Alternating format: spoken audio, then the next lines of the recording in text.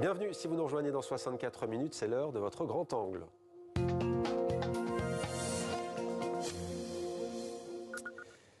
Comment lutter contre la désinformation en ligne, sur Internet, sur les réseaux sociaux? La question est au cœur d'une conférence organisée par l'UNESCO, l'organisation de l'ONU pour l'éducation, la science et la culture. Ça se passe à Paris. On en parle avec Christophe Deloire. Bonsoir. Bonsoir. Bienvenue à vous. Vous êtes directeur général de Reporters sans frontières. Avec nous également Bertrand de la Chapelle. Bienvenue également. Vous êtes le cofondateur d'Internet et Juridiction. Bertrand de la Chapelle, la première question est pour vous. Audrey Azoulay a déclaré ceci: les plateformes numériques ont changé la manière de nous lier et de nous confronter au monde. Et pour vous, qu'ont changé ces plateformes numériques? Très rapidement, il y a une question de taille, de vitesse, de couverture internationale et de capacité de n'importe qui de toucher une population très large. Le point le plus important aujourd'hui, c'est le rôle de recommandation des algorithmes qui sont inhérents à ces plateformes. Et la question importante qui a été discutée en particulier ces 2 derniers jours à l'UNESCO, c'est quel est le poids et la responsabilité dans la gestion de ces recommandations. Je voudrais juste dire une chose, qui est que dans le changement que l'on voit aujourd'hui autour de l'Internet, on est confronté à un problème systémique qui est la tension majeure entre le caractère global de ces plateformes et le système international qui est un patchwork de législation nationale.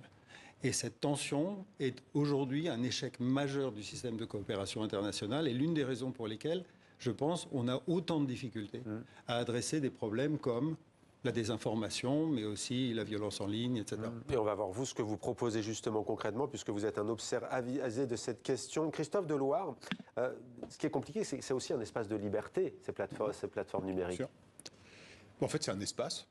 Donc, dans cet espace, il y a des formes de liberté nouvelles, des formes de démocratie nouvelles, une communication qui a rétréci le monde. On peut échanger, on peut être en présence, en visioconférence, avec des gens au bout du monde, à des endroits différents. Bref, ça réduit les espaces et les distances. Et les contraintes. Et puis en même temps, ça a donné des outils à ceux qui veulent nous surveiller, qu'ils soient des gouvernements autoritaires, despotiques, différents types de services, des outils pour des sociétés privées, des outils pour des sociétés privées aussi qui veulent nous désinformer, nous faire prendre des vessies pour des lanternes. Il y a eu ces derniers jours les révélations du consortium Forbidden Stories sur l'industrie de la désinformation. Bref, il y a un marché de la désinformation. Il y a un marché de la désinformation. On peut discuter sur ces plateformes avec quelqu'un qui est au bout du monde, mais on peut aussi discuter avec un personnage qu'on croit réel, mais dont la photo est simplement a été soit produite par de l'intelligence artificielle, soit reprise n'importe où, et donc discuter avec quelqu'un qui n'existe pas ou quelqu'un qui veut nous manipuler. Bref, c'est un théâtre d'ombre, de lumière, et où on est tous un peu perdus, fascinés, où c'est notre attention qu'on vient capter, et où il y a besoin de trouver des formes pour remettre un peu de démocratie dans tout ça, pour remettre un peu de confiance, de certitude sur à qui on parle, est-ce qu'on arrive à avoir du pluralisme, à qui on peut faire confiance. Et ça, c'est l'objet de cette conférence, mais plus largement, c'est l'objet d'initiatives partout dans le monde pour arriver à éviter qu'on perde le contrôle en fait, de tout ça. La désinformation, on le voit, il y a des officines privées, vous le disiez Christophe Deloire, comment vous la définiriez? C'est quoi? D'où vient-elle? Qui? Est-ce que ça vient de zones de non-droit? Non, d'abord, c'est un spectre, parce qu'on a quelque chose qui est avec une intention manifeste de désinformer, voire d'influencer. Enfin, c'est ce qu'on appelait autrefois de la propagande. Quand on est dans les relations interétatiques, la propagande a toujours existé, et Christophe a tout à fait raison. Il y a une industrie de cela qui, de surcroît, on parlait des changements qui sont des changements technologiques, et on est dans une situation où on a un amplificateur, une sorte de miroir déformant de ce qu'est la société. Et vous avez raison de mentionner la question de l'intelligence artificielle, dans la mesure où on va avoir une capacité de génération, ce qui est déjà le cas avec les botnets, mais une capacité de génération de contenus qui sont manifestement et volontairement, intentionnellement destinés à désinformer ou à influencer, qui est sans précédent. Donc ça, c'est un changement majeur. La question de la définition, à mon avis, on a un risque majeur de passer une éternité à définir précisément, ce qui va être Oui, parce extrêmement que l'information pour les uns, c'est la désinformation Voilà. pour les autres. Il suffit de prendre le conflit russo-ukrainien aujourd'hui. Exactement. Si vous parlez à Vladimir Poutine ou à Volodymyr Zelensky, forcément, désinformation le de l'un. désinformateur, c'est l'autre. Tout à fait. Et donc la question sur laquelle je mettais l'accent dès le départ, c'est dans le traitement de ce problème-là, on a un problème majeur qui est qu'on a des enjeux transnationaux et on n'a pas d'outils transnationaux. La coopération interétatique est complètement inexistante sur ce champ. Elle est même impossible puisque les États eux-mêmes sont en charge. Il y avait une discussion hier autour de la question de justement la désinformation ou l'incitation à la violence dans des environnements d'élection, par exemple. Lorsqu'on voit que ce sont les présidents de deux pays comme les États-Unis et le Brésil qui sont à l'initiative de l'alimentation de ces réseaux pour produire les événements... Alors je vous vois venir, on a préparé l'image, l'assaut non pas sur le Capitole, même si vous en parlez aussi, mais sur Brasilia, c'est plus récent. Non mais pourquoi je vous parle de ça? Parce que le président du Brésil, via son ministre, a fait porter un message à l'UNESCO en demandant, en exhortant justement la communauté internationale à agir. Est-ce que vous faites un lien direct entre cette désinformation et les images qu'on voit à l'écran? Absolument. C'est une conclusion directe et c'est un des problèmes majeurs. Dans la conférence de l'UNESCO, les guidelines qui sont proposés à la discussion donnent la responsabilité aux États d'établir des régulateurs indépendants. Et une large part des discussions lors de la réunion hier et aujourd'hui provient de la question de savoir si on peut faire confiance uniquement aux États pour réguler de manière équilibrée la communication en ligne à partir du moment où on voit au niveau d'un président et d'un parti l'utilisation des réseaux en question pour produire ce genre. Mais là encore, la difficulté, Christophe Deloire, c'est que les mouvements de contestation pacifique qu'on a vu récemment dans ce qu'on appelait les printemps arabes, qu'on a vu en Iran, qu'on a vu d'ailleurs peut-être place Maïdan à Kiev, ils utilisent aussi ces réseaux sociaux et le pouvoir, l'État, dit qu'effectivement, ils sont dans la subversion, dans la désinformation, l'atteinte à l'ordre public. Mais je pense qu'il faut qu'on évite... Enfin, il faut vraiment qu'on sorte de cette logique, le bien contre le mal, et parfois il y a des bons usages, et parfois il y a des mauvais usages, et faisons en sorte de renforcer ceux qui sont du côté du bien. Ça, c'est une logique assez dangereuse. De la même manière, il faut sortir, là aussi, il faut éviter les fausses symétries qui sont, au fond, la vérité totalement relative, il n'y a pas de fait, chacun a sa vision, et voilà. Les réseaux sociaux, d'une certaine manière, et j'en prends conscience en regardant ces images à nouveau que vous montriez à l'instant sur Brasilia, c'est l'équivalent d'une foule. Et en fait, vous laissez une foule délibérer entre elles, avoir des excités, des gens tolérants, toutes sortes de personnes. Dans une foule, il y a des gens très différents. Et puis, statuer sur la vérité ou sur dans quelle direction il faut aller. Bon, ça finit en bagarre. Le web, les réseaux sociaux, c'est un endroit où il faut arriver à promouvoir l'intégrité de l'information. C'est-à-dire, est-ce que ceux qui vérifient, ceux qui ont des règles éthiques, qui ne sont pas sous influence, qui ne sont pas corrompus... Mais ça, c'est le travail des journalistes. Alors, des journalistes, des scientifiques, ou en fait, je ne suis pas là dans une défense corporatiste. En tout cas, est-ce qu'on, dans ces espaces, on redonne une forme de présence supplémentaire à ceux qui s'astreignent à des obligations. L'UNESCO dit qu'il faut une éducation, mais comment on fait? Il faut un cursus à l'école, il faut... Alors, il y a une autre chose, à mon sens, qu'il faut éviter, c'est de dire, c'est la responsabilité de chacun de décider de ce qui est vrai ou faux. Alors, chacun peut, en son fort intérieur, évidemment, se faire des convictions. Mais moi, honnêtement, si je vois une image, toute celle que vous montrez, j'ai beau être très éduqué, je ne sais pas si c'est vrai ou si c'est faux. J'ai besoin de déléguer ma recherche de la vérité. Il faut du temps. Alors, ça peut être, encore une fois, ça peut être à des gens très différents, mais c'est des gens à qui je vais faire confiance. Et où structurellement, j'aurais des raisons de penser qu'effectivement, ils l'ont fait de manière indépendante, sans être corrompus, sans désinformer, avec des images qui ont bien été tournées, qui n'ont pas été construites par de l'intelligence artificielle. Et donc, cet espace numérique, c'est un peu comme une jungle.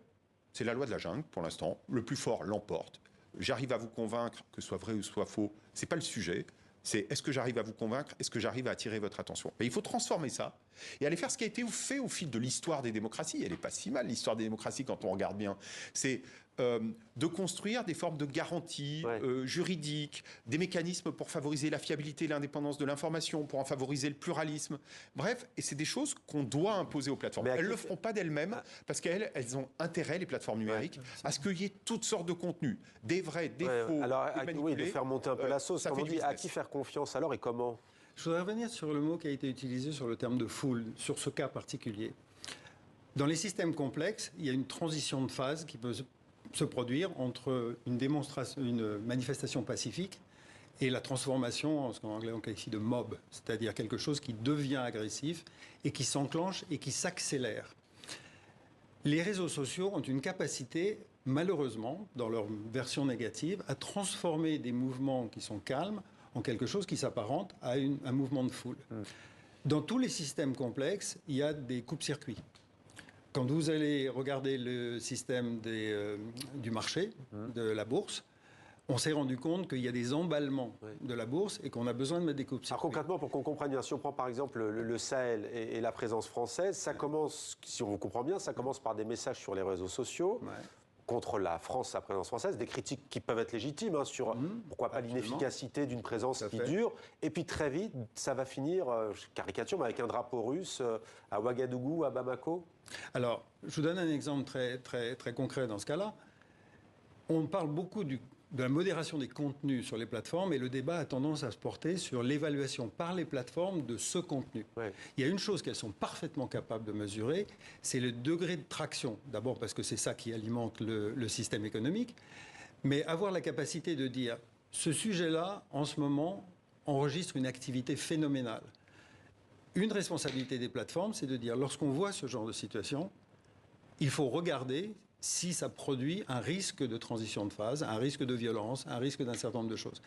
Et les outils dont les plateformes disposent aujourd'hui ne sont pas limités à j'affiche ou je n'affiche pas, je recommande ou je ne recommande pas. Il y a un grand nombre de variables. Et quand on regarde les situations dans l'espace physique, il y a une expression que j'aime beaucoup, au lieu de parler de la police, c'est de gardien de la paix. Une police qui fonctionne correctement a pour objectif, lorsqu'il y a des manifestations, d'empêcher qu'elle dégénère. Et il y a une responsabilité qui n'a rien à voir avec le contenu, mais qui a à voir avec les dynamiques. Et je pense qu'on n'a pas suffisamment une approche de système. On se focalise beaucoup sur est-ce que ce contenu est positif, est-ce qu'il ne l'est pas. Alors justement, c'est intéressant, Christophe Deloire. Prenons un réseau social comme Twitter où ça s'emballe très très vite. Est-ce qu'il y a des conseils peut-être à donner à celles et ceux qui nous regardent et à nous-mêmes, peut-être de ne pas rester enfermés dans un carcan avec les mêmes sujets, les mêmes thématiques, les mêmes... Mais moi, je n'ai pas tellement de conseils à donner à un détenteur de compte de réseau social. J'ai peut-être un conseil à donner aux citoyens. Et nous tous, en tant que citoyens, on doit agir pour éviter que Twitter favorise ces emballements, pour éviter que le patron de Twitter, le fameux Elon Musk, puisse utiliser son algorithme pour favoriser son propre compte. Il est quand même Qu'est-ce que en vous en train pensez, messieurs, tous les deux, de lui d'ailleurs? Parce qu'au début, il a été vu par les uns comme un... Certains ont dit, ouf, c'est un vent de liberté qui va souffler sur Twitter, et d'autres ont dit... On remet des clés de l'exercice du débat démocratique à un milliardaire californien. Est-ce qu'on ferait la même chose avec les ministères et les différentes institutions démocratiques? Non, là, c'est un peu ce qu'on a fait. Donc, il faut lui imposer un certain nombre d'obligations. Pour ça, il y a un travail qui a été mené au niveau européen. Donc, il y a une coopération supranationale entre États européens avec l'adoption de législations qui ne sont pas parfaites, mais qui sont une avancée, alors que dans l'ensemble du monde, il n'y en a pas. Et puis, il y a des initiatives multilatérales, et c'est pour ça que nous avons lancé le Forum sur l'information et la démocratie, avec un partenariat, 50 États démocratiques, pour travailler ensemble à réfléchir à quelles obligations doivent être imposées, quelles obligations démocratiques doivent être imposées aux plateformes. Mais est-ce qu'il y a une mesure de coercition possible face à ces géants?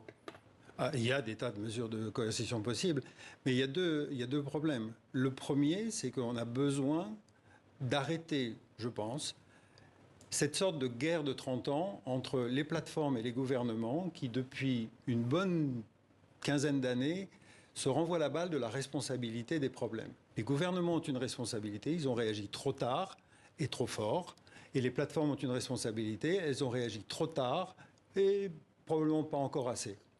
La question fondamentale, c'est comment est-ce qu'on organise un suivi et une coopération entre ces acteurs pour gérer les crises. C'est ce qui a été fait un petit peu autour du Christchurch Call, quand il y a eu les attaques à Christchurch. où il y a eu un groupement initié par la Parce France que la et séance était Nouvelle-Zélande. filmée dans la mosquée. Exactement, Ouais, sur les Facebook questions en de direct. crise et sur les retransmissions en live. La question de la coopération et de la mise autour de la table des acteurs est aujourd'hui une discussion qui n'a pas suffisamment lieu et qui est une condition indispensable. Donc quand on parle de Elon Musk ou quand on parle de Twitter, chacune de ces plateformes a une responsabilité dans la co-gestion. C'est une co-responsabilité. On a vu la C'est pas une propagande de Daesh co-régulation. aussi, notamment sur YouTube, par exemple. Oui. Eh bien, merci, messieurs, à tous les deux d'être venus sur le plateau de 64 minutes sur TV5 Monde. On rappelle donc que l'UNESCO, en ce moment, se penche sur cette question. Comment mieux lutter contre la désinformation en ligne? Vaste sujet, on aura l'occasion d'y revenir. Merci Bertrand de la Chapelle et merci Christophe Deloire.